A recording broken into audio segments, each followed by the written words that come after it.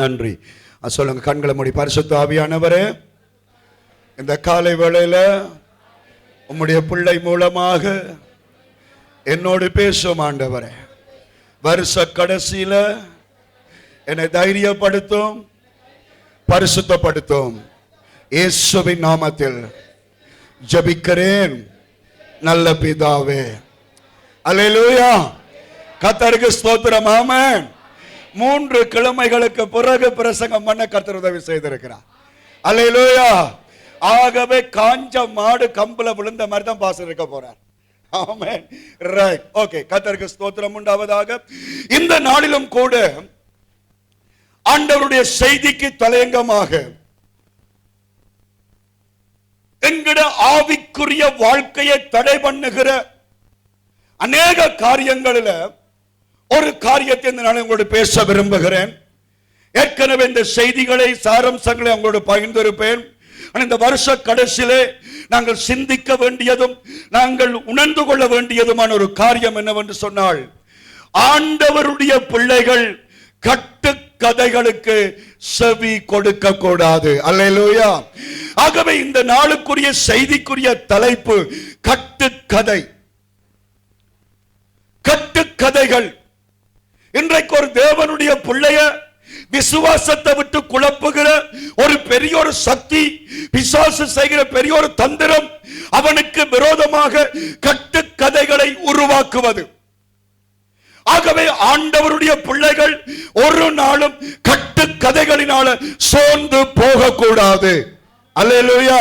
அதை நான் உங்களுக்கு சொல்லியிருக்கிறேன். 8 அல்லது 9 வருடங்களுக்கு முன்பதாக இதே மல்லாவி டவுனுக்குள்ளே ஒரு தேத்தனி கடையில அப்பதான் அந்த பல்லு குத்துற குச்சிகள் ஃபேமஸ் ஆகி கொண்டிருந்தது. சாப்பிட்டு போட்டு நான் என்ன செய்கிறேன், அந்த குச்சியை எடுத்து பல்லுக்களை குத்தி கொண்டு இறைச்சியை சாப்பிட்டவன் எலும்ப கட்டி கொண்டு தெரிகிற மாதிரி வெளியில வந்து குசாலா குத்தி கொண்டு இருந்தேன். அப்பொழுது ஒரு ஒட்டுண்ணி, ஆமென், அந்த ஒட்டுண்ணி அதால போயிருக்குது. அந்த ஒட்டுண்ணி அதால போகும் பொழுது அவனுக்கு தேவதாஸ் பாஸ்டர் கையில இருந்தது மரக்குச்சியாக தெரியவில்லை, வீடி துண்டாக தெரிஞ்சிருக்குது. அல்லேலூயா. அந்த ஒட்டுண்ணி ஒரு கதையை உருவாக்கி விட்டது. தேவதாஸ் பாஸ்டர் வீடி பத்தினவர். அது பெரிசாக கிளம்பினது. அவன் சரியான அடையாளம் சொல்றான், சரியான நேரம் சொல்லுகிறான், நின்ற கடையெல்லாம் சொல்லுகிறான். ஆனால் அந்த கதையெல்லாம் சரியாக இருந்தாலும் அது உண்மை அல்ல, அது ஒரு கட்டுக்கதை. இன்றைக்கும் தேவனுடைய பிள்ளைகளை சோர பண்ணுகிற, தேவனுடைய பிள்ளைகளை உபத்திரவப்படுத்துகிற ஒரு காரியம் கட்டுக்கதை.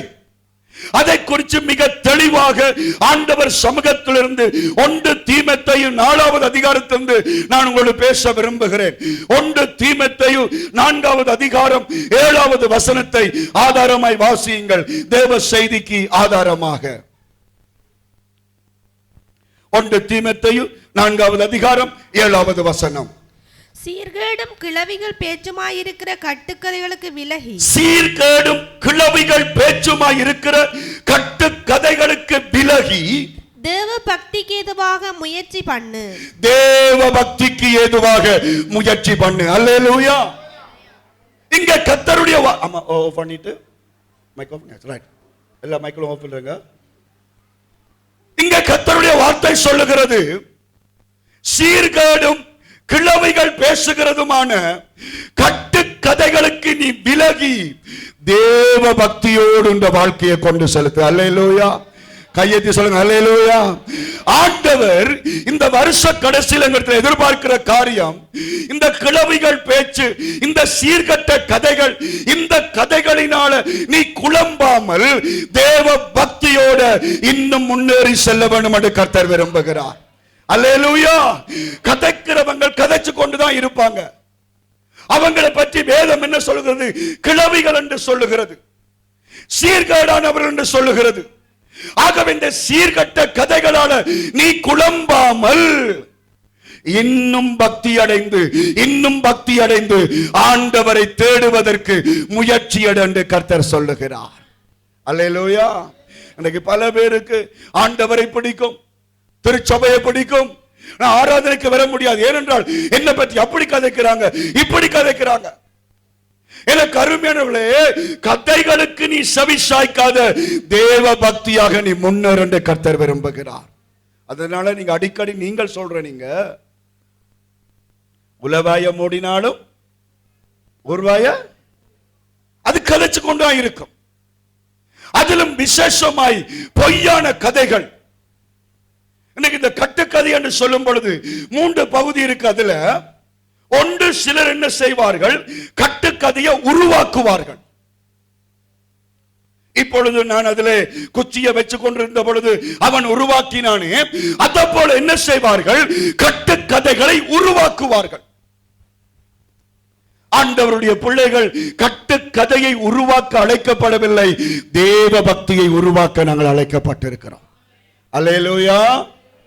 இன்னும் ஒரு பகுதி என்ன செய்கிறார்கள், இந்த கட்டுக்கதைகளுக்கு செவி கொடுப்பார்கள். அவர்கள் கட்டுக்கதையை உருவாக்க மாட்டார்கள், கட்டுக்கதையை கதைக்க மாட்டார்கள். ஆனா யாராவது கதைச்சால் போய் காதை கொடுத்து கொண்டிருப்பாங்க. நம்முடைய வாழ்க்கையில யாற்றையாவது கதை கேட்கிற நமக்கு அவ்வளவு சந்தோஷம். கதை கேட்பது. இன்னும் ஒரு பகுதி இருப்பார்கள், இந்த கட்டுக்கதையை நம்புவார்கள். இந்த கட்டுக்கதையை அவர்கள் நம்புவார்கள். ஆனால் தேவனுடைய பிள்ளைகள் என்ன செய்ய வேண்டும், கட்டுக்கதைகளை உருவாக்கவும் கூடாது, கதைகளுடைய கதைகளை கேட்கவும் கூடாது, நம்பவும் கூடாது. நமக்கு இருக்க வேண்டிய ஒன்றே ஒன்று, இன்னும் உம்மை அறியணுமே, இன்னும் உம்மை இன்னும் கேட்டு இன்னும் கேட்டு. ஆமென். பிரசன்னம். ஹல்லேலூயா. பிரசன்னம். தேவ பிரசன்னம். ஹல்லேலூயா. பிரசன்னம். ஆமென். ஆமென். தேவ பிரசன்னம். அதுதான் நமக்கு முக்கியம். இன்னும் ஆண்டவரை கிட்டி சேர வேண்டும், இன்னும் தேவனுக்குள்ள வளர வேண்டும், இன்னும் தேவனை நெருங்க வேண்டும் என்று ஜீவிக்க வேண்டும். தேவையில்லாத கதைகளுக்கு தேவனுடைய பிள்ளைகள் செவி சாய்க்க கூடாது என்று கர்த்தர் விரும்புகிறார். இந்த கட்டுக்கதையை 2 பேதுரு எப்படி எழுதுகிறார் என்று சொன்னால், அதற்கு இன்னொரு உருவகத்தை கொடுக்கிறார். 1வது அதிகாரம் 2 பேதுரு 1வது அதிகாரம் 16வது வசனத்தை வாசியுங்கள். 2 பேதுரு 1:16. நன்றி ஆவியானவர். நாங்கள் தந்திரமான கட்டுக்கதைகளை பின்பற்றினவர்களாக அல்ல. நாங்கள் தந்திரமான கட்டுக்கதைகளை பின்பற்றக்கூடாது என்று கர்த்தர் சொல்லுகிறார். கவனிங்கள். என்ன சில கட்டுக்கதைகள் எப்படி இருக்கும், தந்திரமாய் இருக்கும். பாருங்கள், ஒரு சகோதரி, நல்ல ஆண்டவரை அறிந்த ஒரு பிள்ளை, திடீரென்று சொல்லி என்னிட்ட வந்து சொன்னார், பாஸ்டர், இந்த குடும்பம் எங்களுக்கு பிரச்சனை, இந்த குடும்பத்தால் நாங்கள் நாசமாக போறோம், இந்த குடும்பத்தால் நாங்கள் அழிய போகிறோம். நான் கேட்டேன், என்னண்டு? இல்ல பாஸ்டர், நாங்க இந்த குடும்பத்தால் எங்களுக்கு அழிவுதான். என்ன காரணம்? ஒரு பாஸ்டர் அவங்கள வீட்டுக்கு போய் ஜெபிச்சுட்டு தீர்க்க தரிசனம் சொல்லி இருக்கிறார், உனக்கு இந்த இடத்தில் ஒரு பிரச்சனை ஆள் இருக்கிறார். இப்ப என்ன நடக்கிறது, இந்த 2 குடும்பங்களுக்குள்ள நிழல் யுத்தம். இன்னைக்கு நாங்கள் நினைக்கிறோம், தேவனுடைய பிள்ளைகளே, கதைகள் எவ்வளவு தந்திரமாய் சாத்தான் நுழைக்க முடியுமோ அவ்வளவு தந்திரமாய் நுழைத்துக் கொள்ளுவான். எங்க பிள்ளைகள் நிறைய பேருக்கு நாங்கள் விடுதலைக்காக ஜெபித்தோம். அநேகர் சுடலை சாம்பலில் செய்யப்பட்டவர்கள் கூட இந்த இடத்துல விடுதலை அடைந்தார்கள். ஆனால் அவர்களுக்கு செய்யப்பட்டவர்களை கர்த்தர் வெளிப்படுத்தி இருந்தும்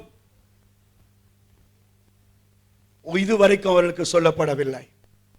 ஏனென்றால் விடுதலை வந்தாலும் பகைமையை வச்சு பிசாசு தூண்டி விடுவான். ஆனால் இன்றைக்கு சமாதானமா இருக்கிறவர்கள், உனக்கு தெரியுமா உன்னை பற்றி அவர் இப்படி கதைச்சவர், உனக்கு பாஸ்டர் முன்னுக்கு இப்படி கதைக்கிறார், ஆனா அவர் உன்னை பற்றி என்னோட என்ன கதைச்சவர் தெரியுமா? அந்த கதையை கேட்டவுடனே என்கிற நல்ல மனசு, நல்ல பக்தியான மனசு என்ன செய்கிறது? கரைப்படுகிறது. அதனால் பேதுரு சொல்லுகிறார், தந்திரமான கதைகள். சரி, உனக்கு ஒரு குடும்பம் பிரச்சனையாக இருக்கலாம், அந்த குடும்பத்தால் அழிவு இருக்கலாம், ஆனால் தேவன் விரும்புகிற காரியம் என்ன தெரியுமா?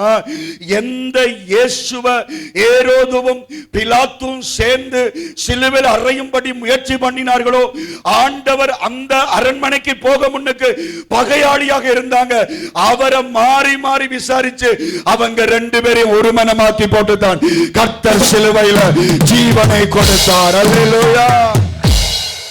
ஒரு தீர்க்க தரிசனமாக இருக்கலாம், ஒரு பிரசங்கமாக இருக்கலாம், ஒரு வெளிப்பாடாக இருக்கலாம், அது கசப்பை பகைமையை வளர்க்க கூடாது, சமாதானத்தை வளர்க்க வேண்டும். அப்படி அல்லாது விட்டால் அது தந்திரமான ஒரு கட்டுக்கதை. ஆகவே பேதுரு சொல்லுகிறார், இன்னைக்கு நாங்க வெளியில போக வேண்டாம். இன்னைக்கு நிறைய கணவன்மாருக்கு மனைவியை நம்புறல, மனைவி நல்லவளா கெட்டவளாண்டு போய் சாமியார்கிட்ட கேட்கிறது, மனைவி நல்லவளா கெட்டவளாண்டு உபவாசம் பண்ணுகிறது. ஏன்? ஒன்றுமில்லை, பக்கத்தில் இருக்கிறாரோ சொன்ன ஒரு கதை. யாரோ ஒருவன் சொன்னான், உன்னுடைய மனைவி இன்றைக்கு ரோட்டில் இந்த படியோட கதைச்சு கொண்டிருந்தது. அந்த வார்த்தை இவனை என்ன செய்கிறது? குழப்பிக் கொண்டிருக்கிறது. ஜபிக்க முடியவில்லை, வேதம் வாசிக்க முடியவில்லை, தேவனை நெருங்கி சேர முடியவில்லை. கேட்ட அந்த வார்த்தை, கேட்ட அந்த கதை அவனை அப்படியே திசை மாற்றிக் கொண்டே இருக்கிறது. அதான் கர்த்தர் சொல்லுகிறார், சீர்கேடான இந்த பேச்சுகளுக்கு விலகி தேவ பக்தியை காத்துக்கொள். அல்லேலூயா சொல்லுங்க. உலகத்தில் இருக்கிற எல்லா கதைகளையும் நீங்கள் கேட்க வலுக்கிட்டால் பரிசுத்தமே உங்களுக்கு இருக்காது.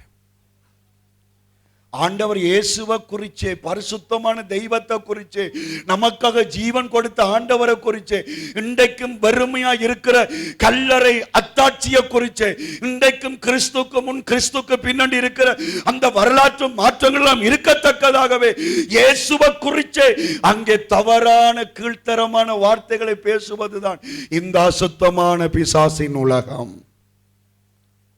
அவருக்கே அப்படி என்றால் என்னையும் உன்னையும் ஜனங்கள் எப்படியாய் கதைப்பார்கள்? ஒரு மனுஷன் நல்லா இருந்தால், ஒரு கணவன் மனைவி சந்தோஷமா இருந்தால், ஒரு பாஸ்டர் விசுவாசி சந்தோஷமா இருந்தால், ரெண்டு விசுவாசி சந்தோஷமா இருந்தால், பிடிக்காது யாருக்கு? பிசாசுக்கு. ஆகவே அந்த பிசாசு கொம்ப வச்சுக்கொண்டு உங்களோட சண்டை பிடிக்காது. என்ன செய்யும்? கதைகளை உருவாக்கும். அவர் உன்னை பற்றி இப்படி சொன்னார், இப்படி சொன்னார், அப்படி சொன்னார். அதை கேட்கிறோம், கேட்டு என்ன செய்கிறோம்? அதை நம்புகிறோம்.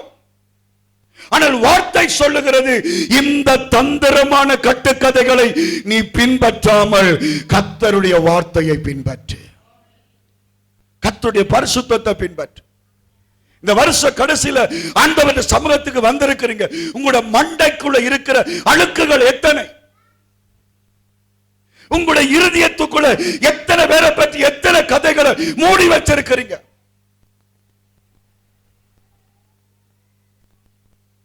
சமீபத்தில் ஒருவர் சொன்னார், இங்க கல்யாணம் கட்ட முன்னுக்கு ஒரு பொம்பளைய காதலிச்சிங்களாமே. Praise the Lord. Hallelujah. நான் எந்த கதையை சொன்னா பிரச்சனை அப்படியே சொல்லுகிறேன். ஆண்டவருக்கு ஸ்தோத்திரம்.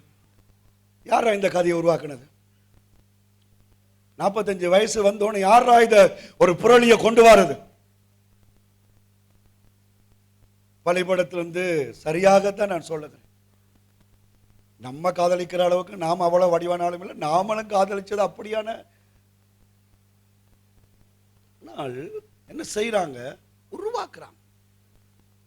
உருவாக்குறாங்க. பாஸ்டர் ஏதாவது ஒரு ஆளையே பார்த்து கொண்டிருந்தாள், அல்ல ஒரு ஆளுடைய நல்ல மாதிரி பழகினாள், அல்லது ஏதாவது ஒரு காரியத்தை செய்தால் அதை எப்படியோ சரி ஒரு ஒரு ஒரு கீழ்த்தரமான கனெக்ஷன் அதெல்லாம் யோசிச்சு நீ பின்னுக்கு போகாமல் தேவ பக்தியோட முன்னேறு கர்த்தர் சொல்லுகிறார். அல்லேலூயா. தந்திரமாய் சாத்தான் உன்னை வெளுத்துவான். அதை நாங்க சொல்லுவோம், கல்லால் அடிச்ச காயம் ஆறும், சொல்லால் அடிச்ச காயம். நான் ஒன்றும் செய்து ஏதாவது செய்து என்னை பற்றி கதைச்சிருந்தா நான் தாங்குவேன் பாஸ்டர். ஆனா ஏதாவது செய்யாம என்ன கதைக்கிறாங்களே அதுதான் கட்டுக்கதை. செய்யாமல் உனக்கு வருகிறதே நல்ல பேர், அதுதான் கட்டுக்கதை, அதுதான் தந்திரமான கட்டுக்கதை. அப்ப இந்த தந்திரமான கட்டுக்கதைகளை உருவாக்குகிறவர்கள் இந்த இடத்துல இருக்கலாம், செவி சாய்க்கிறவர்கள் இருக்கலாம், நம்புகிறவர்கள் இருக்கலாம். இந்த கட்டுக்கதைக்கு யார் காரணம்? அதுதான் தேவ செய்தி. ஒரு கட்டுக்கதை ஒரு இடத்துல உருவாகுது. ஒரு தேவ பிள்ளையை குறிச்சோ அல்லது ஆண்டவற்ற சபையை குறிச்சோ ஆண்டவற்ற நாமத்தை குறிச்சோ ஒரு தேவையில்லாத வார்த்தை வருகிறது என்றால் அதற்கு யார் காரணம் என்று சொன்னால் முதலாவது நீங்க ஒன்றை புரிஞ்சு கொள்ளுங்க, அதற்கு காரணம் பிசாசு. அல்லேலூயா சொல்லுங்க, கைது சொல்லுங்க அல்லேலூயா. ஒரு பிள்ளையான கதை, நடக்கிற கதை கதைச்சா பிரச்சனை இல்லை. நடக்காத ஒரு கதை, ஒருவன் செய்யாத ஒரு குற்றம். அவன் பனைமரத்துக்கு கீழே இருந்து பால் குடிச்சவன், கள்ளு குடிக்கல, உண்மையிலே அவன் பாவம் செய்யல, பிழை செய்யல. ஆனால் அவன் பிழை செய்தவன் என்று சொல்லி ஒரு கதை உருவாக்கப்படுகிறது என்றால் அந்த கட்டு கதைக்கு காரணம் பிசாசு. அப்ப அந்த கதையை நீ கதைக்கிறாய் என்றால், அந்த கதைக்கு நீ செவிசாய்க்கிறாய் என்றால், அந்த கதையை நீ நம்புகிறாய் என்றால் உனக்குள்ள யார் இருக்கிறான்? பிசாசு. இந்த வருஷ கடைசியில இயேசு கிறிஸ்து உனக்குள்ள இருக்கிறாரா, பிசாசு உனக்குள்ள இருக்குதா? யாரை குறித்து கதைக்கிற? அம்மா பற்றி கதைக்கிற, பிள்ளைய பற்றி கதைக்கிற, சக விசுவாசியை பற்றி கதைக்கிற, புருஷன் பிள்ளையை பற்றி கதைக்கிற, உனக்காக கண்ணீர் விட்டு ஜபிக்கிற பாஸ்டரை பற்றி கதைக்கிற. காரணம் என்ன? நான் திருப்ப திருப்ப தேவ சமூகத்தில் சொல்லுகிறேன், தவறுகள் பிழைகள் சொல்லத்தான் வேண்டும். ஒரு காரியம் பிழை என்றால் சொல்லத்தான், அதுல பிழையே இல்லை. ஆனால் பிழை இல்லாமல் ஒரு கதையோடு இன்னொரு கதையை நீ சேர்த்து வைத்தால் பிசாசு உனக்குள்ளே வந்து விட்டான் என்று அர்த்தம். ஆதியாகமத்தின் புத்தகம் 3வது அதிகாரம் 1 கடந்து வாசிப்புள்ள ஆதியாகமம் 3:1 சீக்கிரம் படியன. தேவனாகிய கர்த்தர் உண்டாக்கின சகல காட்டு ஜீவன்களை பார்க்கிலும் சர்ப்பமானது தந்திரமுள்ளதா இருந்தது. ஆமென் சொல்லுங்க அல்லேலூயா. சொல்லுங்க சர்ப்பமானது. சவுண்டா சொல்லுங்க சர்ப்பமானது. நிறைய பேர் சொல்லல, நித்திரோடு சொல்லுங்க சர்ப்பமானது. சர்ப்பம் என்ன சொல்லுங்க? பாம்பானது தந்திரம் உள்ளதாய் இருந்தது. அல்லேலூயா. இங்கே பாம்பு, அந்த மிருகம், அது பிசாசு கிடையாது. இன்றைக்கு நிறைய பேர் பாம்பை கண்டாலே பே வந்துட்டு பிரதர்ண்டுவாங்க. அல்லேலூயா. அதனால இன்றைக்கு தீர்க்க தரிசனம் சொல்றவங்க அடிக்கடி பே பாம்பை காண்றீங்களா, வீட்டை பே பெருகுதுன்னு அர்த்தம். ஓகே, பாம்பு பே இல்ல, பாம்பு ஆண்டவர் படைச்ச ஒரு ஜீவன். அல்லேலூயா. எல்லா ஜீவனும் பிசாசுக்கு இடம் கொடுக்கல, பாம்பு இடம் கொடுத்துச்சு. ஆகையினால் அந்த பாம்புக்குள்ள பிசாசு வந்து அந்த பாம்பின் மூலமாக தந்திரமாக ஏவாளோட என்னன்னு பேசுகிறது. என்ன பேசுகிற படிங்க, படியம்மா படி. அது ஸ்திரியை நோக்கி நீங்கள் தோட்டத்தில் உள்ள சகல விருட்சங்களின் கனியையும் புசிக்க வேண்டாம் என்று தேவன் சொன்னது உண்டோ என்றது. அல்லேலூயா சொல்லுங்க அல்லேலூயா. இப்படிதான் கட்டுக்கதை வரும். என்னது இப்படி உங்களுக்கு யாரும் சொன்னதா? அப்படிதான் கேட்பாங்க முதல்ல. இப்படி நடந்ததா? நான் ஒரு தரிசனம் கண்டேன், நீங்கள் உங்களுக்கு எப்படி ஒரு பிரச்சனை நடந்தா நேற்று? இப்படிதான் உருவாகும். நான் ஒரு தரிசனம் கண்டேன், அல்லது யாரோ அப்படி சமுத்தி விதானே ஆபீஸ்ல ஒரு ஆள் இப்படி கதைச்சது உன்னை பற்றி. பிசாசு தந்திரமாய் வருகிறான். தந்திரமாய் வந்து கேட்கிறான், இது சாப்பிடக்கூடாது என்று தேவன் சொன்னதோ? இப்ப இவாட பதில் என்ன சொல்லுங்க? அடுத்த வசனம் படிங்க. ஸ்திரீ சர்ப்பத்தை பார்த்து, ஸ்திரீ பிசாசை பார்த்து, நாங்கள் தோட்டத்தில் உள்ள விருட்சங்களின் கனிகளை புசிக்கலாம், நாங்கள் தோட்டத்தில் உள்ள எல்லா கனிகளை சாப்பிடலாம், ஆனாலும் தோட்டத்தின் நடுவில் இருக்கிற விருட்சத்தின் கனியை குறித்து தேவன் நீங்கள் சாகாதபடிக்கு அதை புசிக்கவும் அதை தொடவும் வேண்டாம் என்று. அல்லேலூயா சொல்லுங்க. எல்லாரும் கண்ணை திறந்து பாருங்க. அல்லேலூயா சொல்லுங்க. ஏவாள் சொல்லுகிறாள், புசிக்கவும் கூடாது, தொடவும் கூடாது. தேவதாஸ் பாஸ்டர் சொல்லியிருக்கிறார். உண்மையா அப்படியா சொன்னார் ஆண்டவர்? நீ புசிக்கவும் கூடாது, தொடவும் கூடாது, அப்படியா சொன்னார்? 2ஆம் அதிகாரம் 17ஆம் வசனம் படிங்க. 2:17. ஆனாலும் நன்மை தீமை அறியத்தக்க விருட்சத்தின் கனியை புசிக்க வேண்டாம், அதை நீ புசிக்கும் நாளில் சாகவே சாவாய் என்று. அல்லேலூயா. காணும். அடுத்த 3ஆம் வசனம் அப்படிதான் இருக்குது. காணும். தேவன் சொன்னார் என்ன செய்யக்கூடாது? சாப்பிடாத. தொட விரும்பினால் தொடு, கொஞ்சம் விரும்பினால் கொஞ்சம், ஆனா கடிச்சு விடுறாங்க. இதான் கர்த்தர் சொன்னார். இப்படி இருக்கு, எல்லா பழமும் இருக்குது. சரி, ஆசையில அந்த பழத்தை தொட போறியா, தொட்டு பார். அமருதா, இறுக்கமா இருக்க பார், எல்லாம் பார், ஆனா கடிக்க கூடாது. சரியா வடகாடு விசுவாசி தான். ஆமென் சொல்லுங்க. ஒன்றோட இன்னும் ஒன்று. நான் லூக்கா 24ஆம் அதிகாரம் முழங்கால இருந்து படிங்க, முழங்காலில் இருந்து படிக்காட்டி எப்படியாவது படிங்கன்னு சொன்னேன். சில ஏவாள்கள் என்ன சொல்லுங்க, இல்ல பாஸ்டர் சொன்னவர் முழங்கால நின்று தான் படிக்க வேணுமா? அல்லேலூயா. பாஸ்டர் அப்படி சொல்லல, முழங்காலில் இருந்து படிச்சா படி. கிதியோ வந்து கேட்கிறார், அப்பா நீதிமொழிகள் முழங்கால் மாதிரி லூக்காவும் முழங்காலா? முழங்கால் தான். ஏன் தெரியுமா? அதுல 60 வசனம் 50 வசனம். சில அப்படியே கட்டளை அப்படியே கூட்டுவாங்க. எங்கூட தேவதாஸ் பாஸ்டருக்கு இதெல்லாம் பிடிக்காது, அவருக்கு இந்த மனமே ஒத்து வராது, அவர் அப்படியான. ஐயோ, அவருக்கு எல்லா மனமும் ஒத்து வரும். ஆமென் சொல்லுங்க. கதை உருவாக்க இந்த யார் இந்த அதிகமா அலட்டுறாங்களோ, கூட கூட கதைக்கிறாங்களோ, அவங்களை தான் பிசாசு தாக்குவான். இப்ப அவன் போய் கேட்கிறான், நீ புசிக்க கூடாது தேவன் சொன்னாரோ என்று கேட்ட பொழுது இவள் சொல்றாள், ஓ புசிக்க கூடாது கர்த்தர் சொன்னார், அதை சொல்லிருக்கிறான். இவள் என்ன சொல்றாள்? ஒன்றை கூட்டி சொல்றாள், தொடவும் கூடாது என்று கர்த்தர் சொன்னார். இத வெச்சு தந்திரமா பிசாசு என்ன சொல்றான்? இப்ப படிங்க, 3ஆம் அதிகாரத்துல விட்ட வசனத்தை படிங்க. அப்பொழுது சர்ப்பம் ஸ்திரியை நோக்கி, நீங்கள் சாகவே சாவதில்லை, நீங்கள் இதை புசிக்கும் நாளில் உங்கள் கண்கள் திறக்கப்படும் என்று நீங்கள் நன்மை தீமை அறிந்து, நீங்கள் எல்லாம் அறிஞ்சு தேவர்களைப் போல நீங்களும் ஆண்டவரை போல மாறுவீங்கள் என்றுதான் கர்த்தர் உங்களுக்கு இதை சொல்லல. கவனிங்க. இந்த சர்ப்பம் தந்திரமா பிசாசு சொல்லுது. அப்படியெல்லாம் நினைக்காத ஏவாள், ஆண்டவர் அன்புல சொன்னவர் என்று நினைக்காத. அவருக்கு தெரியும் நீ இதை சாப்பிட்டுட்டா நீயும் கடவுளை போல மாறி. நீ கொஞ்சம் யோசிச்சு பாரு ஏவாள், எல்லாம் சாப்பிட சொன்னவர், ஏன் இது மட்டும் சாப்பிட வேணாம் ஆண்டவர்? நீ கொஞ்சம் யோசிச்சு பார். தேவதாஸ் பாஸ்டர் எல்லாரையும் எல்லா விட்டையும் போக சொல்றார், ஏன் உன்னை மட்டும் போக வேணாம் சொல்றார்? ஏன் எல்லாருக்கும் பல்ல காட்டுறார், ஏன் உன்னில மட்டும் எரிஞ்சு விழுகிறார்? யோசிச்சு பார். உருவேற்றுவாங்க அப்படியே, டுமுக்கு டுமுக்கு டுமுக்கு டுமுக்கு டுமுக்கு. சிந்திச்சு பார். உங்க புருஷன் இன்னைக்கு நீ இருந்து பார், பின்னேரம் பெரைக்கள நேரம் உன்னை பார்க்க மாட்டான், கொஸ்டினியா தான் பார்ப்பான்.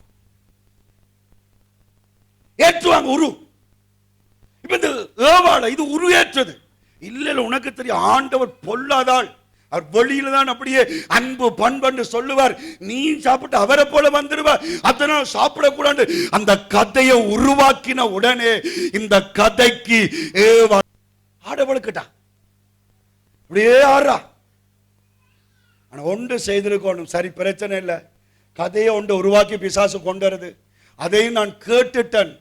ரைட். 3வது கட்டம், நான் நம்பாதபடிக்கு ஆண்டவர் வரும் பொழுது அவரிடத்தில் நான் கேட்பேன். அல்லேலூயா. என்ன தெரியுமா, அந்த நாட்கள் இப்ப இல்ல, அந்த நாளில் ஆதாம் எவ்வளவு படைச்சிட்டு ஒவ்வொரு சாயந்தார வேளையிலையும் ஆண்டவர் அவருடைய கையை பிடிச்சு கொண்டு நடந்து தெரிவாராம். அல்லேலூயா. அப்ப ஒரு கொஞ்ச நேரம் காத்திருந்தால் ஆண்டவர் வருவாரு. அவர்கிட்ட கேட்கலாம், ஆண்டவரே இப்படி ஒரு ஆள் இப்படி சொல்லுது, இது சரியா பிழையா? தேவ பிள்ளைகளே, உடனே நிர்ணயிக்காமல் குற்றம் செய்ய வேண்டாம் என்று பரிசுத்த ஆவியானவர் இந்த காலைவேளையில் உங்களோடு பேசுகிறார். கையை தட்டி கர்த்தருக்கு நன்றி செலுத்திக் கொள்ளுங்க. அல்லேலூயா, அல்லேலூயா, அல்லேலூயா, அல்லேலூயா. சரி, ஆண்டவர்கிட்ட தான் கேட்க வேண்டாம். ஆண்டவரை பற்றி தானே இவள் குற்றம் சொல்லி இந்த பிசாசு ஏவாளை திசை திருப்பிட்டு, அவசரப்படாமல் இவ்வளவு நாளும் இருந்த பலன் தான் எங்க போகுது? ஆதாம் எங்கேயோ லூசு தனமா ஆம்பளையில் மாதிரி சுத்த போட்டான். விரட்டு மாதாம் அவனையும் ஒரு வார்த்தை கேட்போம். உண்மைதானாப்பா, ஆண்டவர் வேணுமென்று எங்களுக்கு செய்திருக்கிறார், கேட்போம். அது ஒன்றுமே வெயிட்டிங் கிடையாது. No waiting. உடனே கடிச்சு திண்டுட்டு இவர் வாரார், இந்தடா தின்னடா. நிறைய புருஷன்மார் பாவம் செய்யறது யாரால தெரியுமா? மனுஷிமார் ஒழுங்கா இருந்தா குடும்பம் பரிசுத்தமா இருக்கு. 100% அல்லேலூயா. சும்மா சாட்டுறது புருஷனை, சும்மா புருஷன் மேல குற்றம் சாட்டுறது ஒரு 10% அது இருக்குது. 100% பாவம் எங்க வருகிறது? பெண்களால. இவரும் என்ன செய்யறார்? வாயில்லாத ஜீவன். அல்லேலூயா. தலையன மந்திரத்துக்கு கட்டுப்பட்ட பெட்டி பாம்பு. பஞ்சாதி தண்டோன, பஞ்சாதி ஊத்துனோன, பஞ்சாதி உருவேற்றணும், எல்லாத்தையும் நம்புற. வீட்டுல சண்டை சச்சரவு. உங்களோட அம்மா தான் சொன்னவா, உங்களோட சௌரன் தான் சொன்னது, அவன் சொன்னவை, இவன் சொன்னவை, எனக்கு தெரியாத, எனக்கு தெரியாத கட்டு கதைகள். பிசாசு காரணம் எழுந்து நிற்போம் இந்த காலை வேளையில தேவ சமூகத்துல. இரண்டாவது பகுதிக்குள் நாங்கள் போவதற்கு முன்பதாக தயவு செய்து இந்த காலை வேளையில எல்லாரும் எழுந்து நின்று, இந்த வருஷத்தின் முடிவில எந்த பிசாசின் கதையோட தேவ சமூகத்துல நீங்க வந்திருக்கிறீங்க? எந்த கதையை கேட்டு இன்றைக்கு நீங்க இந்த இடத்துல நிக்கிறீங்க? அல்லது எந்த கதையை உருவாக்கி எந்த குடும்பத்தை நாசம் பண்ணி இருக்கிறீங்க? நல்ல மருமகளை உங்களோட மகனுக்கு கெட்டவனாய் காட்டுறது,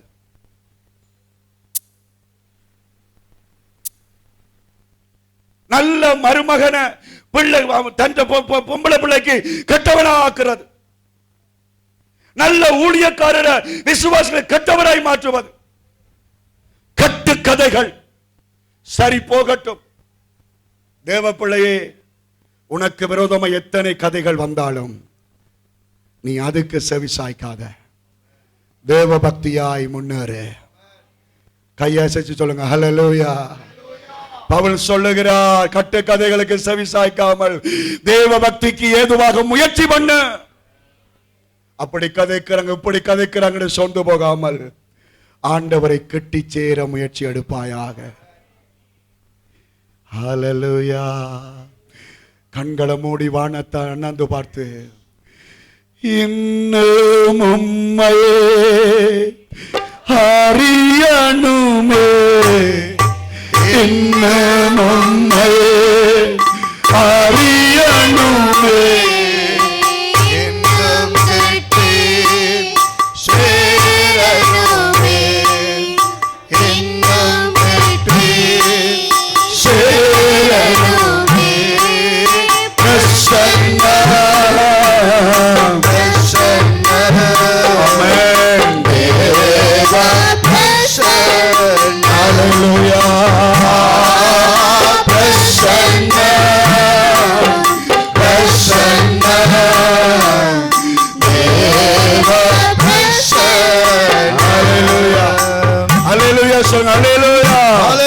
கட்டு கதைகளுக்கு முதலாவது யார் காரணம்?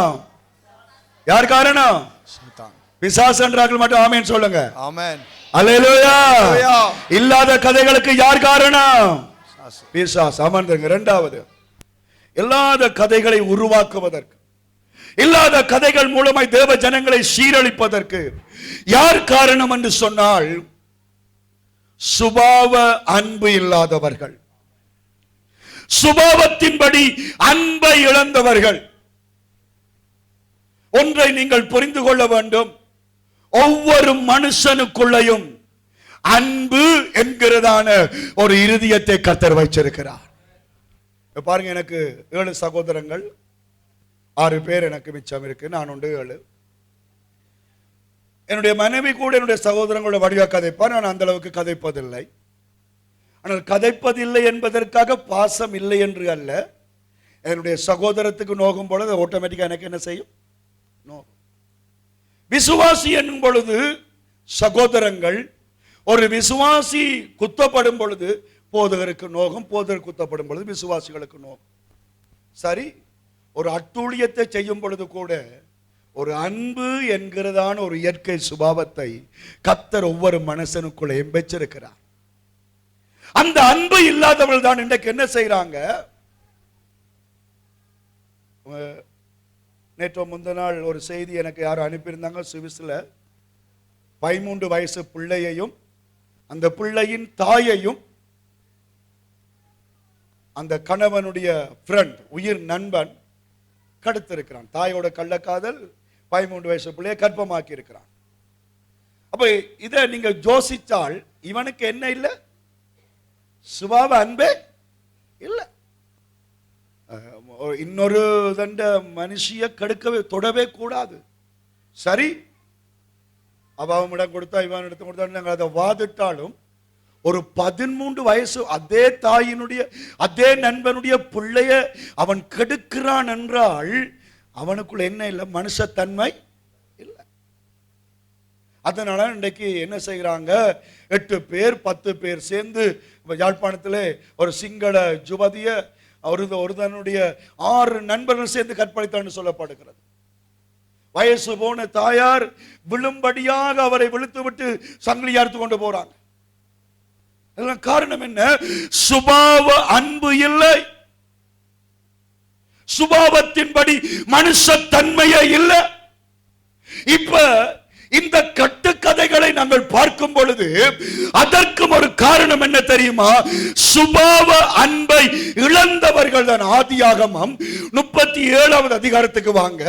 ஆதியாகமம் 37வது அதிகாரம் 31வது வசனத்தை படிங்க. 31வது வசனம். அவர்கள் யோசேப்பின் அங்கியை எடுத்து ஒரு வெள்ளாட்டுக்கடாவை அடிச்சு அந்த அங்கியை இரத்தத்திலே தோய்த்து பலவர்ணமான அந்த அங்கியை தங்கள் தகப்பனிடத்துக்கு அனுப்பி இதை நாங்கள் கண்டெடுத்தோம், இது உம்முடைய குமாரன் அங்கியோ அல்லவோ பாரும் என்று சொல்ல சொன்னார். அல்லேலூயா சொல்லுங்க. அல்லேலூயா. அதிக நேரத்தை நான் எடுக்கவில்லை. யோசேப்பு என்கிறதான அந்த மகனுடைய சகோதரங்கள் ஒரே தகப்பன் பிள்ளைகள், ஒரே ரத்தம். என்ன நடக்கிறது? அண்ணன்மாரெல்லாம் ஆடு மேய்ச்சு கொண்டு இருக்கும் பொழுது அப்பா ஜோசேப்பை கூப்பிட்டு சொல்றார், என்னது? அந்நியாக்களுக்கு சாப்பாடு கொடுத்துட்டு வா. இப்ப ஜோசேப் ஒரு சின்ன படியன், இளம்படியான். இவன் என்ன செய்யறான்? அப்பா அந்த சாப்பாடை கொண்டு அந்நியாக்களுக்கு கொடுக்கணும் என்று அவன் கற்பனையோடு வருகிறான். என்ற மூத்த அண்ணா இதை சாப்பிடுவான், என்ற 2வது அண்ணா இதை சாப்பிடுவான் என்று நினைச்சு அந்த சாப்பாடு அவன் கொண்டு வரும் பொழுது அந்த சொன்ன இடத்துல அவங்க இல்ல. அவன் அங்க இந்த அண்ணா அண்ணா அண்ணான்னு கூப்பிடுறான், இல்ல. அப்ப ஒருதன் சொல்றான், என்ன தேடுற? அப்ப ஜோசேப்பு சொல்ற, எங்க அந்நியாக்களை தேடி வந்திருக்கிறேன், சாப்பாடு பழுதா போது கொடுக்கவன். அப்ப அவங்க சொல்றாங்க, இதுல இருந்து இந்தியால போறேன்னு கதைச்சவங்க அங்க போய் பார். அலைஞ்சு திரிகிறான், சாப்பாடு பழுதாக முன்னுக்கு, அவங்களுக்கு நான் தாகம் தீக்கணும் என்று போனால் சகோதரங்கள் எல்லாம் ஒன்று சேர்ந்து என்ன செய்யறாங்க? அவனை குழியில போட்டு, அப்பா தங்களை விட அந்த தம்பியில பாசம் காட்டுறதுனால, தங்களுக்கு அன்பு கொடுக்கிறத விட அந்த தம்பிக்கு அன்பு கொடுக்கிறதுனால கூட பிறந்த சகோதரங்கள் அவன் உடுப்பை கழட்டி அந்த உடுப்புக்கு மேல ஒரு ஆடை அடிச்சு அந்த ஆட்டின் ரத்தத்தை எல்லாம் சுத்தி போட்டு உடுப்பு இல்லாம அவனை குழியில போட்டுட்டு ஆட்கள் வரும் பொழுது, அப்பதான் எங்களை சொல்லி எங்கட காலத்திலே அம்மா அப்பா சொல்லுவாங்க, வெளியால போவாத கண்புடுங்குறாக்கள் வருவாங்க. அந்த காலத்துல அடிமை வியாபாரிகள் இருந்தாங்க. அந்த அடிமை வியாபாரிட்ட என்ன செய்தாங்க? வித்து போட்டாங்க. யார? கூட பிறந்த சகோதரன், கூட பிறந்த ரத்தம். அதுவும் என்னத்துக்கு வந்தவன்? சாப்பாடு கொடுக்க. இப்ப ஜோசேப்பு விற்கப்பட்டுட்டான். விற்கப்பட்ட உடனே இவங்க தகப்பனுக்கு ஒரு கதை கட்டுறாங்க. என்ன? அதுக்காக தான் உடுப்ப கலட்டி வச்சுக்காங்க. என்னது? உம்முடைய பிள்ளைய சிங்கமோ கரடியோ என்ன செய்துட்டது? கொண்டு போட்டு. சிங்கமோ கரடியோ கொண்டுட்டது. அந்த உடுப்பை நாங்கள் கண்டுபிடிச்சிட்டோம் என்று சொல்லி ஒரு கதையை உருவாக்கி விட்டாங்க. இப்ப யாக்கோபு என்ன நினைக்கிறான்?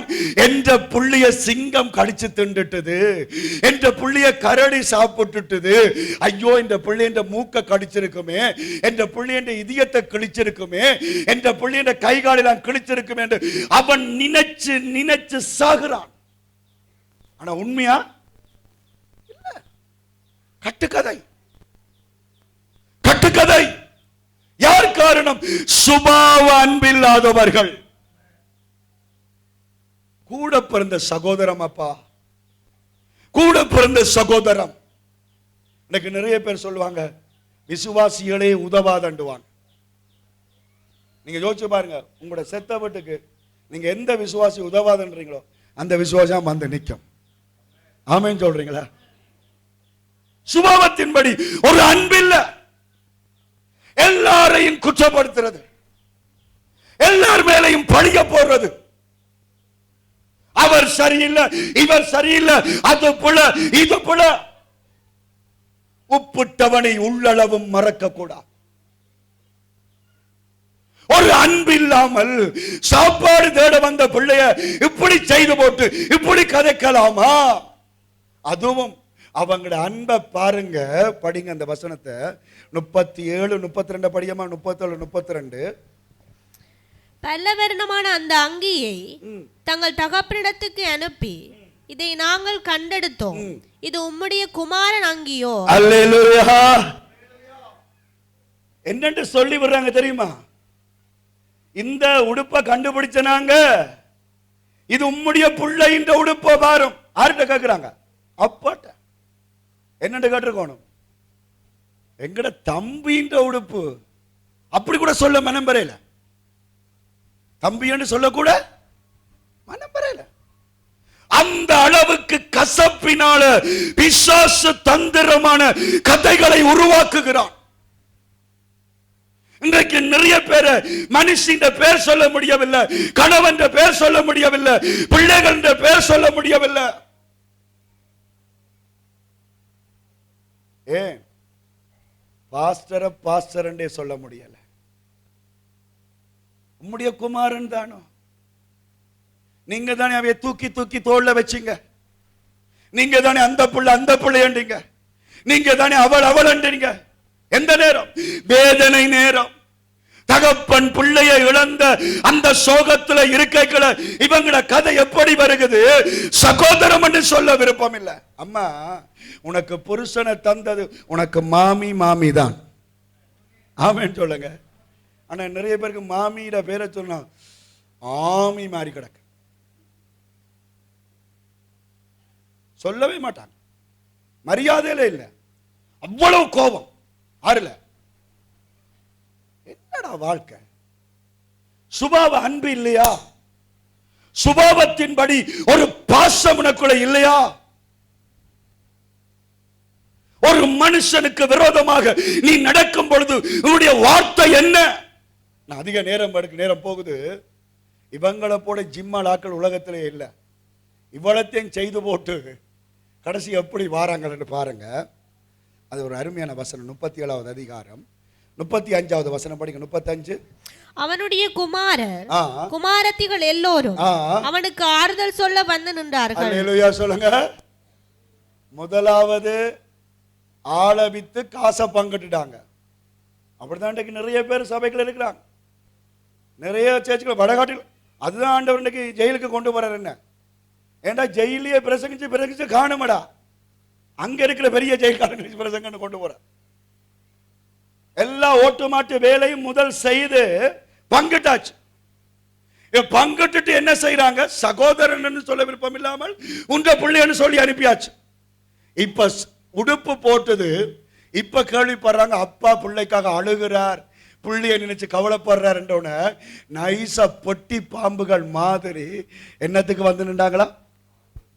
அப்பா அழாதேங்க அப்பா, அவன் மட்டும்தானப்பா உங்களுக்கு புள்ள, நாங்க என்னத்துக்கு அப்பா இருக்கிறோம், உங்களை மறப்போமா வெறுப்போமா கைவிடுவோமா?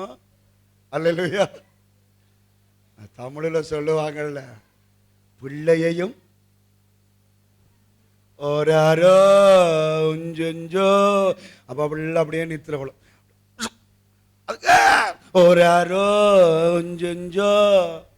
அல்லேலூயா சொன்னாங்க. அடே அவன் அழுகிறதுக்கு காரணமே யாரு? நீங்க தான். அவனை கண்ணீரோட இருக்கிற காரணமே நீங்க தான். உங்களுடைய ஆறுதல் தேவையில்லை. வேஷங்கள் வேஷங்கள். இன்றைக்கு எத்தனையோ பிள்ளைகள் கண்ணீரோடு இருப்பதற்கு யார் காரணம்? பல வருஷத்துக்கு முன்னால் ஒரு செய்தியை பத்திரிகைகளை வாசித்தேன். அப்ப பேப்பர் வர்ற காலத்தில் ஏர்போர்ட்ல இறங்கின ஒரு சகோதரி 50 பேருக்கு மேல ஊசி அடிச்சாலாம். 50 பேருக்கு ஊசி ஏற்றி விட்டாள். வட வட வடாண்டு போய் அவளை பிடிச்சு விசாரிச்ச பொழுது அவள் அடிச்ச ஊசிக்குள் இருந்தது அவள் என்ற ரத்தம். போலீஸ் நல்லா அடிச்சு விசாரிச்ச அவள் என்ன நடந்தது, அவளுக்கு என்ன வந்துட்டது? எய்ட்ஸ் வந்துட்டது. எய்ட்ஸ் வந்தபடியா தாங்க இயலாம நான் மட்டும் எய்ட்ஸால சாகணும், ஏர்போர்ட்ல வாரவன சாகணும் மட்டும் தண்ட ரத்தத்தை எடுத்து 50 பேருக்கு ஏற்றி விட்டுட்டான். தாங்காது சிலருக்கு. என்ன நான் இப்படி இருக்க அவன் அப்படி இருக்குதா? எந்த சகோதரம் என்றாலும் முடியாது. ஏன் ஒன்றும் வேண்டாம். அல்லேலூயா சொல்லுங்க. மழை குளிருக்கு மனுஷி நல்லா நித்திர கொண்டால் புருஷனுக்கு பிடிக்காது. நான் மட்டும் கொடுங்கி கொண்டிருக்கிறேன், அவள் கொரட்டவராள் அழும்படி. சுபாவ அன்பு இல்லையாடா? இரவு படுக்குது பாவம், வேலை செய்து போட்டு நீ ஊர் சுத்தி போட்டு அங்க நித்திர கொண்டுட்டு நித்திர வரையில படுக்கிற பொம்பளை எழுப்பி தேத்தனி ஊத்து, புட்டாவி, கரியவை, என்ன இல்ல ஒன்றுமே இல்லை. சுபாவ அன்பு. சிலர் சொல்லுவாங்க, பாசர் உங்களுக்கு இருக்குதா? நாங்க நாங்கள் வந்தமா சாமான பண்ண கட்டிக்க போட்டு பிரசங்கிக்கிறீங்க, அது வேற அன்பு. இன்னும் கிடக்கு. தேவ பிள்ளைகளே, முதலாவது பிசாசாய் மாற வேண்டாம். இரண்டாவது சுபாவ அன்பை ஒரு நாளும் இழக்க வேண்டாம். அல்லேலூயா, அல்லேலூயா. இந்த சபை விசுவாசி ஒரு ஆளுக்கு கண்ணீர் வந்தால் எங்கள் எல்லாருக்குமே கண்ணீர் வர வேண்டும். அப்படிப்பட்ட ஒரு எழுப்புதல் இந்த வருஷ கடைசியில கத்திரங்களுக்கு கொடுப்பாராக. அந்த கண்ணீருக்கு காரணமாய் நான் இருக்கக்கூடாது, அந்த கண்ணீருக்கு காரணமாய் நீ இருக்கக்கூடாது. மற்றவன் வாழ்க்கைய வார்த்தையின் அம்பினால துளைக்கிற ஒரு மனுஷனாக நான் வாழக்கூடாது. முடிஞ்ச அளவுக்கு கத்தருக்குள்ள ஒரு மனுஷனை வளர்த்தெடுக்க வேணுமே ஒழிய பிரிச்சு போடக்கூடாது என்று கத்தர் விரும்புகிறார். அல்லேலூயா. மூன்றாவது பகுதி, கடைசி பகுதியை பார்க்கிறதுக்கு முன்பதாக எழுந்து நின்று, முதலாவது கட்டுக்கதைக்கு சாத்தான் காரணமாயிருக்கிறான்.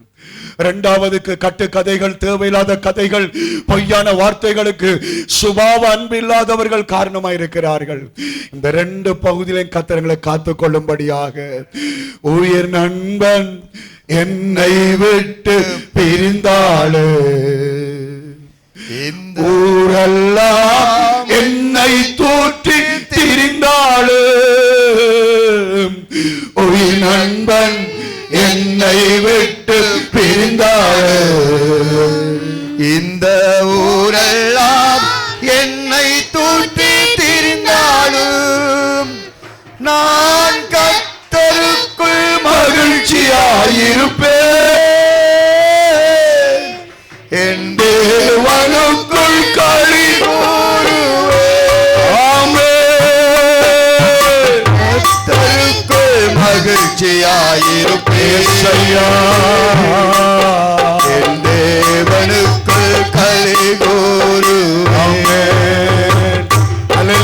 சொன்னார். ஹalleluya ஹalleluya.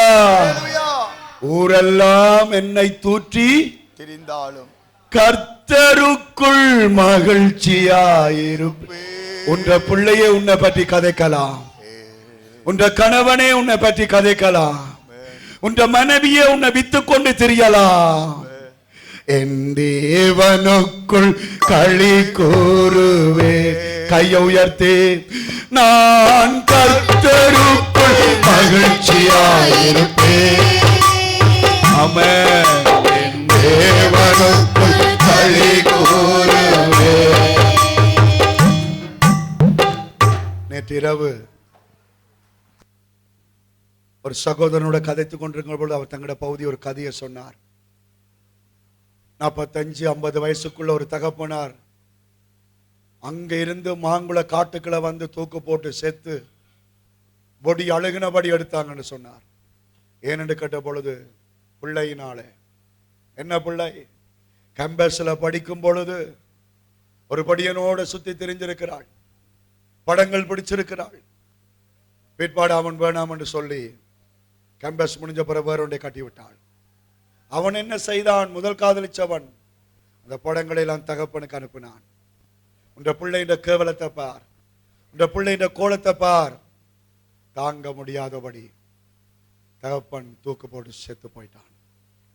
தேவ பிள்ளைகளே, இன்னைக்கு தேவையில்லாத கதைகள், தேவையில்லாத சம்பவங்கள் ஏன் வருகிறது தெரியுமா? நீ இந்த உலகத்தை விட்டு போக வேண்டும் என்றுதான் பிசாசு அதை செய்கிறான். ஆனால் நீ அதற்கு இடம் கொடுக்காமல் கர்த்தருக்குள் மகிழ்ச்சியாயிரு.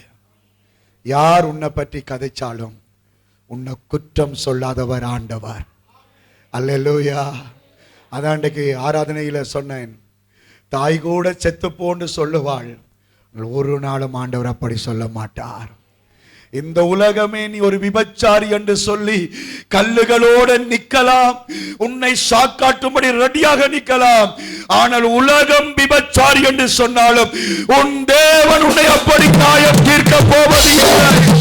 உன் தேவன் உன்னை கைவிட போவது இல்லை. எந்த கட்டுக்கதைகள், எந்த காரணம் இல்லாத வார்த்தைகள் உன்னை துன்பப்படுத்த கூடாது என்று ஆண்டவர் விரும்புகிறார். கடைசி காரியத்தை கேட்டுட்டு இறுதியா ஜெப வழிக்குள்ளாய் போறோம், அமர்ந்திருப்போம். ஹalleluya ஹalleluya. ஆதாம் ஏவாளுடைய வாழ்க்கையில் நடந்த சம்பவத்தை பார்த்தோம், யோசேப்பின் வாழ்க்கையில் நடந்த சம்பவத்தை பார்த்தோம்.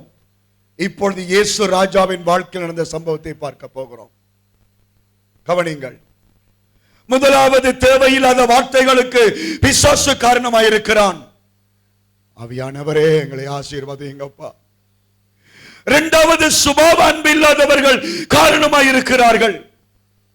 மூன்றாவது, தேவனுடைய பிள்ளைகளையோ அல்லது தேவனுடைய பிள்ளைகளுக்கு விரோதமாய் தேவையில்லாத காரியங்களை சொல்லுகிறவர்கள் ஆண்டுடைய வார்த்தையை நம்பாதவர்களாயிருப்பார்கள். முதலாவது அது பிசாசு, இரண்டாவது அது சுபாவ அன்பு இல்லாதது, மூன்றாவது கர்த்தருடைய வார்த்தையில அதுக்கு நம்பிக்கையே இல்லை. இன்னைக்கு யாராவது நீங்க உங்களோட காரியங்கள்ல தேவையில்லாம் கதை கட்டுறீங்களா? ஒரு குடும்பத்துக்குள்ள பிரச்சனையை கொண்டு வாரீங்களா? ஒரு நல்லா இருந்த வேலையை குழப்புறீங்களா? உங்களுக்கு என்ன என்று சொன்னால் ஆண்டவரையே நீங்க நம்பவில்லை என்பது அதனுடைய அர்த்தம்.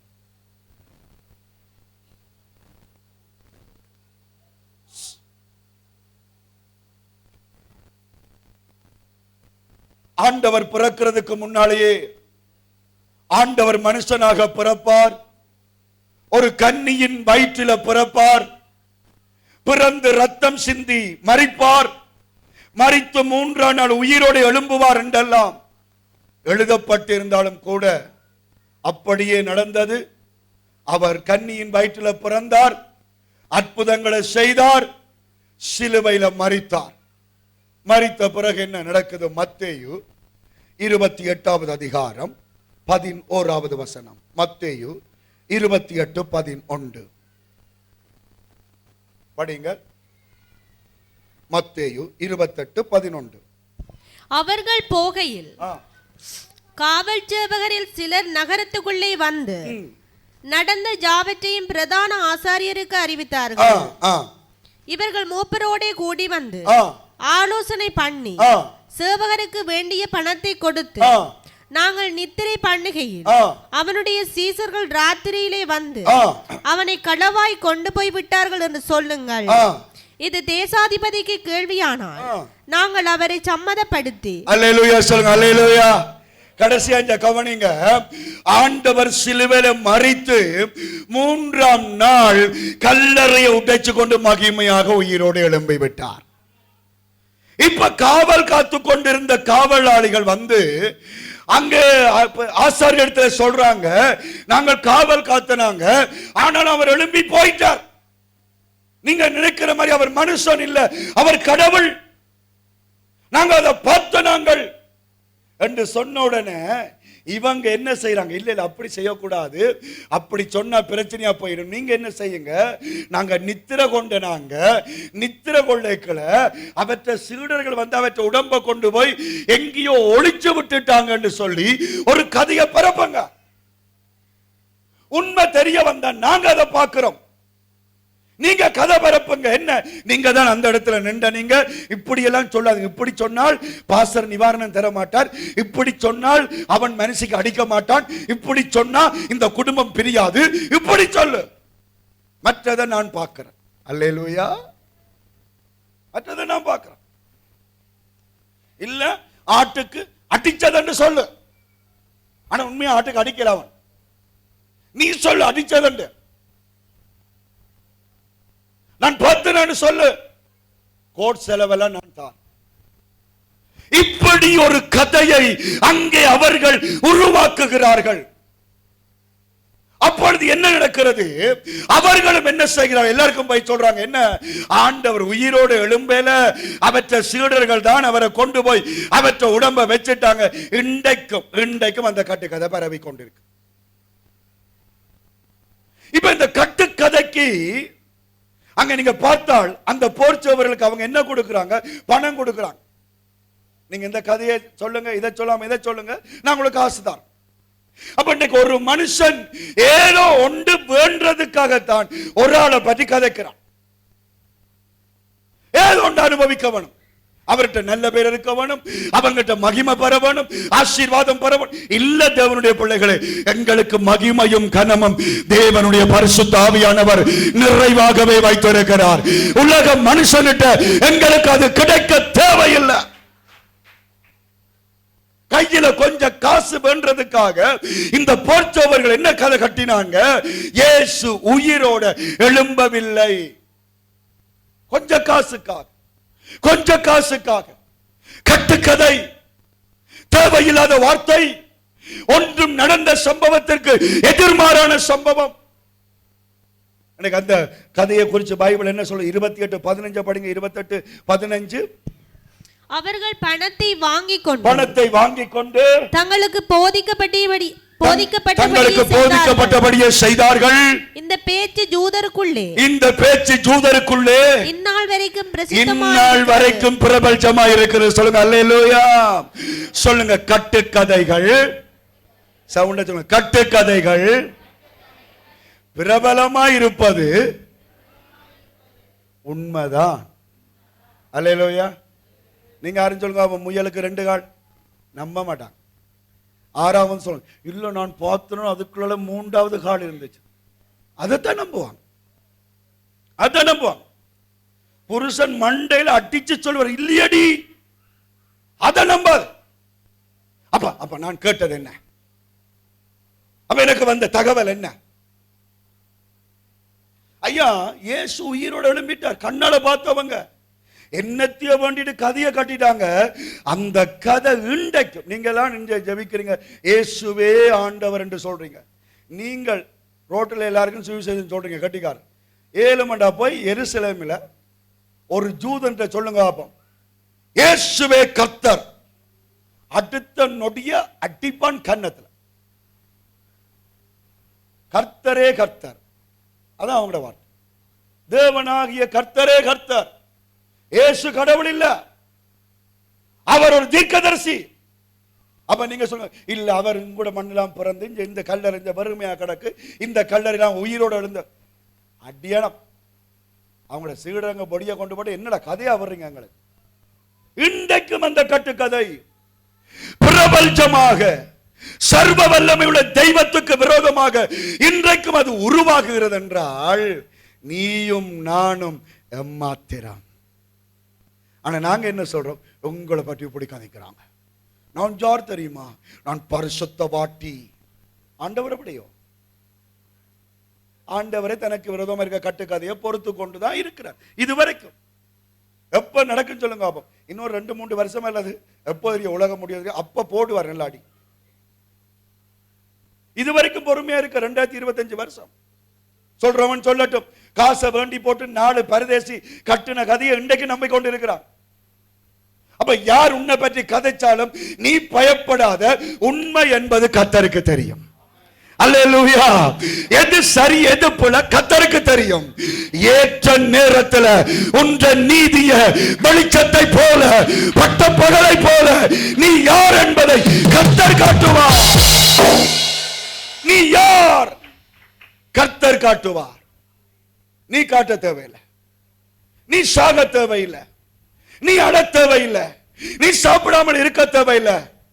பிசாசும் சுபாவ அன்பு இல்லாதவர்களும் தேவ வார்த்தையை நம்பாதவர்களும் உனக்கு விரோதமாக எண்ணத்தை கதைத்தாலும் பரிசுத்த ஆவியானவருக்கு உண்மை தெரியும். அவர் உன்னை நேசிக்கிறார். அவர் உன்னை கைவிடவில்லை. நீ ஆண்டவருக்குள்ள வளரக்கூடாது என்றுதான் இந்த கதைகள் உனக்கு விரோதமாய் வருகிறது. ஆனால் கர்த்தர் இந்த காலை வேளையில் உன்னோடு பேசுகிறார். நீ சோர்ந்து போகாத. நான் உன்னை அறிந்திருக்கிறேன். உன்னுடைய இருதயம் எனக்கு தெரியும். உன்னுடைய செய்கை எனக்கு தெரியும். இத்தனை மணிக்கு ஏன் இந்த ரோட்டால போன என்ற காரணம் எனக்கு தெரியும். நீ உன் மனசில் அதை நினைச்சு செய்யவில்லை என்பது எனக்கு தெரியும். ஆனா உலகம் என்னத்தையும் கதைக்கலாம். நான் உன்னை நேசிக்கிறேன் என்று கர்த்தர் சொல்லுகிறார். நீ பக்தியாக இரு. நீ பக்தியாக இரு. நீ இன்னும் முன்னேறி செல். நீ இன்னும் ஆண்டவரை கிட்டி சேரு. அல்லேலூயா. என்ன துன்பம் வந்தாலும், என்ன பிரச்சனை வந்தாலும், என்ன சொல்லறிகள் வந்தாலும் சோர்ந்து போகாதே. தளர்ந்து விட்டு விடாதே. நிச்சயமாக முடிவு உண்டு. உன்ற நம்பிக்கை வீண் போகாது. அல்லேலூயா. கர்த்தர் உன்னை நேசிக்கிறார். கர்த்தர் உன்னை நேசிக்கிறார். கர்த்தர் உன்னை நேசிக்கிறார். தேவ மனுஷனாகிய யோசேப்பு போர்த்திபாரின் வீட்டில அடிமையா, நாங்கள் எழுந்து ஜெபிக்கிறோம். அதுக்கு முன்னால அடிமையாக அவன் விற்கப்படுகிறான். அடிமையாக அவன் விற்கப்படும் பொழுது போர்த்திபார் என்கிறதான் ஒரு அதிகாரி அவனை வீட்டு வேலைக்கு கொண்டு போகிறான். வீட்டு வேலைக்கு போன பொழுது வேதம் சொல்லுகிறது அவன் ஒரு அழகான மேனியுடையவன், அழகான தோற்றமுடையவன் என்று சொல்லப்படுகிறது. ஆகவே அவன் வேலை செய்யும் பொழுதெல்லாம் அந்த போர்த்திபார் என்கிற மனைவி அவனை ரகசியமாய் காதலித்தாள். காதலிச்சு அவனை தன்னோடு இருக்கும்படி அழைக்கிறாள். ஆனால் அவன் சம்மதிக்கவில்லை. தேவனுக்கு பயந்து பயபக்தியாக ஜீவிக்கிறான். ஒரு நாள் என்ன நடக்கிறது? வீட்டிலே புருஷன் இல்லை. அந்த பொம்பளை புருஷன் இல்லை. வீட்டு வேலைக்காரர் இல்லை. ஆனால் ஜோசேப்பு ஒரு வேலையின் நிமித்தமாக அறைக்குள்ள போகும் பொழுது அவள் அவனை கட்டி இழுத்து விட்டாள். என்னோட கூட சந்தோஷமா இரு என்று கேட்கிறாள். ஆனால் ஜோசேப்பு சொல்லுகிறான், நான் பக்தியாக இருக்க அழைக்கப்படுகிறேன் ஒழிய பாவத்திற்கு நான் அழைக்கப்படவில்லை. அல்லேலூயா. தாய் தகப்பனை இழந்து சகோதரங்களால் பை குற்றச்சாட்டு பட்ட பொழுதும் அவன் கர்த்தருக்கு பக்தியாக நடந்தான். என்ன நடந்தது?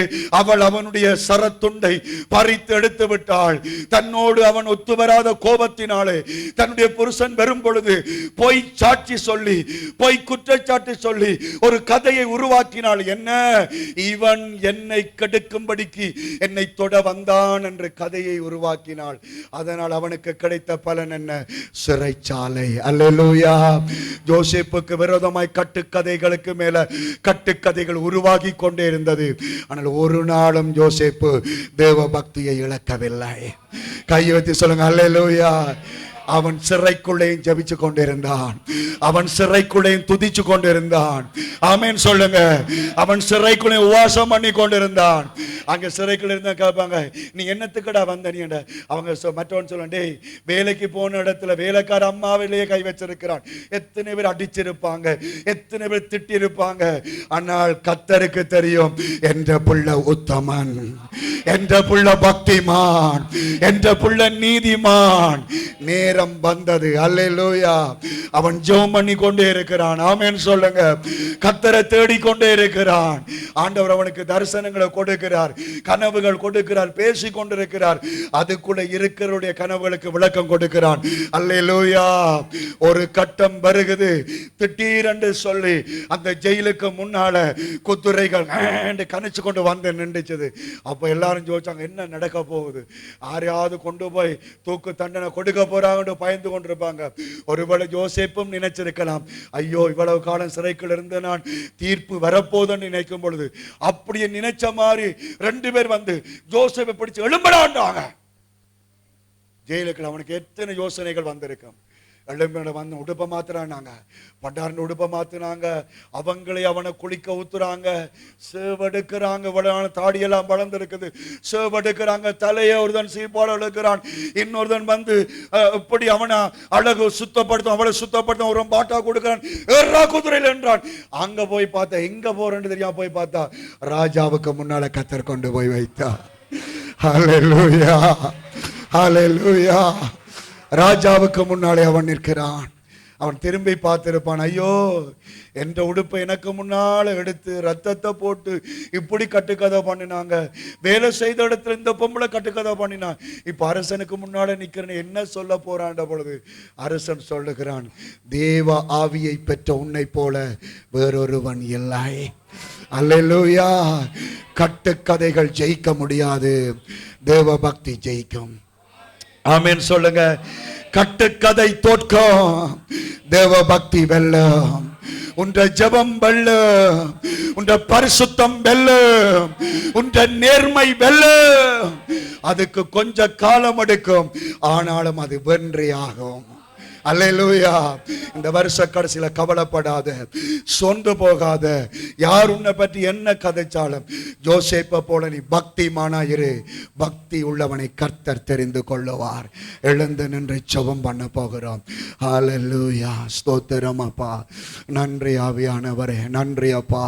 வளமை போல நாங்க எல்லாம் நெருங்கி வந்து ஜெபிக்கிறது நல்லமென்று நான் நினைக்கிறேன்.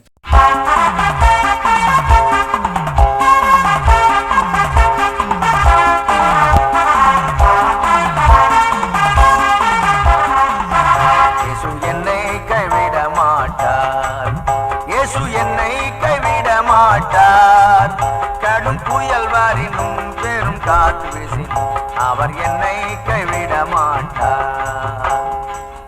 இயேசு ஒருபோதும் கைவிட மாட்டார். யார் கைவிட்டாலும் உண்மை இயேசு கைவிடவே மாட்டார். அவர் மேல் நம்பிக்கை வைத்து பாருங்கள், அவர் ஒருபோதும் கைவிடவே மாட்டார்.